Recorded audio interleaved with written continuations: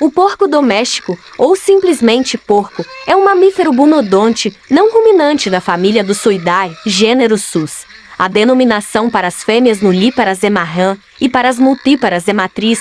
Para os porcos machos o castrado é chamado de rufião e o inteiro é o cachaço. Já os filhotes a denominação é leitão e leitoa.